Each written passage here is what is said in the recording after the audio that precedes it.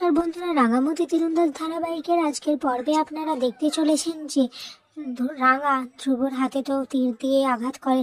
এরপর ধ্রুবর হাত থেকে বন্দুকটা পড়ে যায়।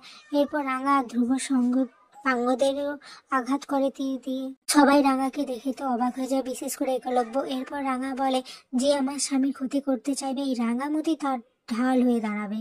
এরপর একলব্য মারপিট করতে থাকে। ধ্রুব তখনই তার কাছে ছুরি নিয়ে একলব্যকে যে মারতে দেবে, তখনই রাঙা একলব্যর সামনে এসে দাঁড়ায় আর ছুরিটা রাঙার পেটে লেগে যায়।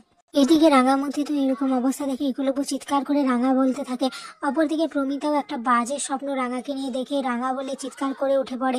তারপর কৃষ্ণাকে বলে, কৃষ্ণা আমি কিভাবে ঘুমিয়ে পড়লাম, রাঙা ঠিক আছে তো, আর আমার আক্কু ঠিক আছে তো। এদিকে কৃষ্ণ তো বোঝানোর চেষ্টা করে, কিন্তু প্রমিতা তো কিছুতে বুঝতে চাইছে না। তখনই নবারুণ ছুটে আসে আর এসে বলে পুলিশরা ওই হাইজাকারদেরকে ধরে নিয়েছে। এটা শুনে প্রমিতা তো খুশি হয়েছে আর বলে, তাহলে আমার আক্কু আর রাঙা এরা ঠিক আছে তো, তুমি এখনই আক্কুকে ফোন করো। এটা শুনে নবারুণ তো একটু চুপ করে যায়। এরপর ওখানে অঙ্কুর আসে। নবারুণের চুপ করা দেখে প্রমিতা অঙ্কুরকে বলে ফোন করার জন্য। অঙ্কুর এখন বলে, মা আমাদের একটু হসপিটালে যেতে হবে। তখন প্রমিতা বলে, হসপিটালে? কিন্তু কেন? তখন অঙ্কুর বলে, সত্যজিৎ সিনহা আমাদের ফোন করে জানিয়েছে রাঙাকে নিয়ে হসপিটালে গেছে ওরা। এটা শুনে প্রমিতা তো থ মেরে যায়, বলে কেন, রাঙার কি হয়েছে? এটা শুনে প্রমিতা তো পাগলের মতো করতে থাকে। নবারুণ বোঝানোর চেষ্টা করে, কিন্তু সে কিছুই বুঝতে চায় না। এদিকে অঙ্কুর, শুভ, সাতুকেরা তো হসপিটালের উদ্দেশ্যে বেরিয়ে পড়ে। প্রমিতা এদিকে বলতে থাকে যে আমি রাঙা আর আকুর জীবনটা নষ্ট করে দিলাম। ওই দিন যদি রাঙার সাথে আকুর বিয়েটা না হতো, তাহলে আমার মেয়েটা প্রাণে ভাবে যেত না।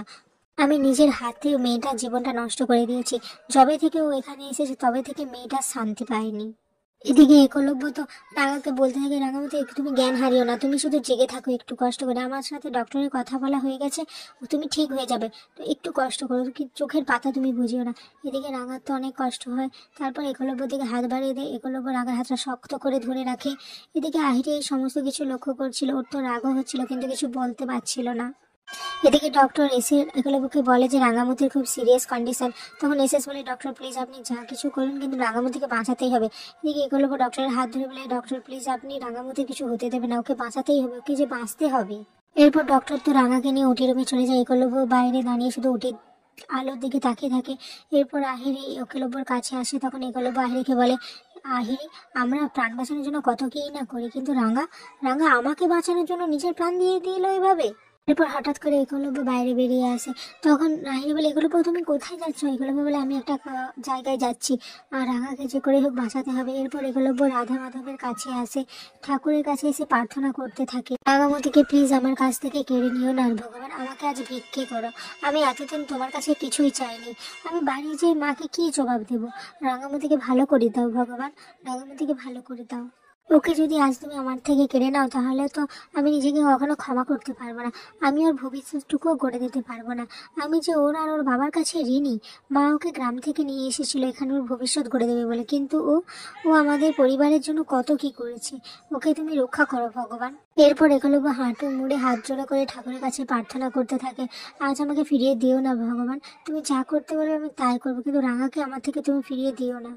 ওখানে থাকা একজন মহিলা একলব্যকে বলতে থাকে, দেখো আজকে তো শিবরাত্রি, তুমি এক কাজ করো, ওখানে শিব মন্দির আছে কাছেই, ওখানে যাও, যে শিবের মাথায় জল ঢেলে প্রার্থনা করো, তোমার স্ত্রী দেখবে ঠিক সুস্থ হয়ে যাবে। এরপর আহিরি ওখানে আসে, একলব্যকে বলে, একলব্য তোমাকে ডাক্তারবাবু ডাকছেন। এরপর ডক্টর একলব্যকে বলতে থাকে যে দেখুন ওনার আমরা এখনো স্টিচ করিনি, কারণ ওনার ভেতরে অনেকটা ছুরির ভেতরে ঢুকেছে, এর ফলে ওনার অনেক অর্গান ড্যামেজ হয়ে গেছে, আর দেখুন ওনার অনেক ব্লাড লস হয়েছে, তাই প্রাণ বাঁচানোটা আমাদের কাছে খুব ডিফিকাল্ট। এটা শুনে একলব্য তো অবাক হয়ে যায়, বলে এইসব আপনি কি বলছেন? তখন ডক্টর বলে, হ্যাঁ, আর তাছাড়া ওনার এবি নেগেটিভ ব্লাড, তো এই রেয়ার ব্লাড গ্রুপ পেতেও অনেক সময় লাগবে। তখন এসএস বলে যে আপনি কোনো চিন্তা করবেন না, আমি ব্লাডের ব্যবস্থা করছি। এদিকে একলব্য তো প্রায় পাগল প্রায় অবস্থা। পরে একলব্য তো ওখান থেকে ছুটে চলে যায় শিব মন্দিরে।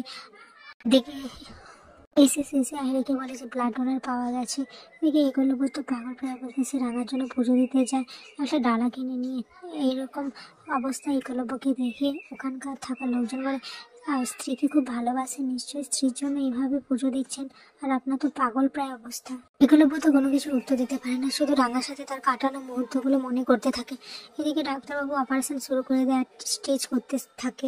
এখানে আজকের পর্বটি